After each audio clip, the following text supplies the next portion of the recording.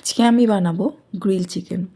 Grill chicken বানানোর জন্য দেখুন আমি এখানে চিকেন লেগ পিস নিয়ে নিয়েছি এবং এর মধ্যে দিলাম নুন, ঝালের জন্য কাঁচা লঙ্কা, কালার হওয়ার জন্য কাশ্মীরি লঙ্কার গুঁড়ো, এরপর আমি দিলাম জিরে গুঁড়ো, কাসুরি মেথি এবং এরপরে দিচ্ছি একটা পাতিলেবুর রস, আর এর মধ্যে দিচ্ছি আদা এবং রসুন বাটা।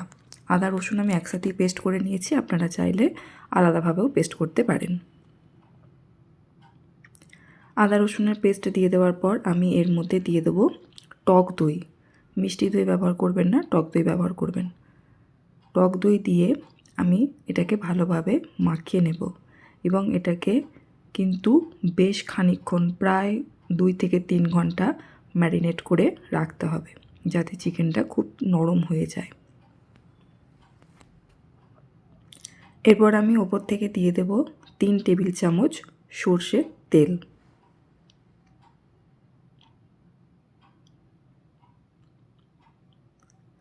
তেল দিয়ে আমি আরও একবার ভালোভাবে মাখিয়ে নিলাম।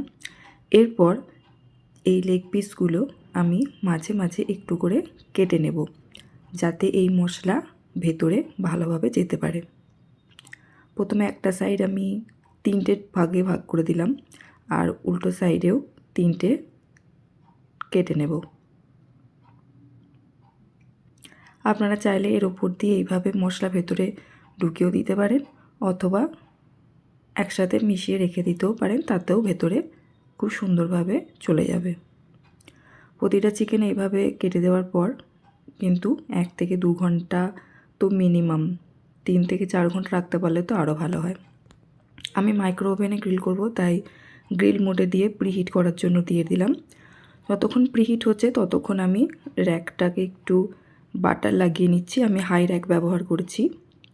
একটু বাটার দিয়ে উপরে এখানে লেগ পিসগুলো দিয়ে দিলাম।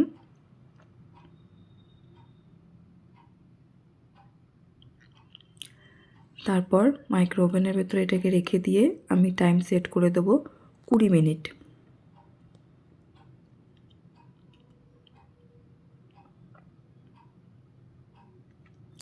20 মিনিট পর দেখুন এটা ঠিক এরকম দেখতে হয়েছে, এবং এগুলোকে আমি একবার উল্টে দিলাম এবং উপর থেকে এর মধ্যে আমি একটু করে বাটার ব্রাশ করে দেব।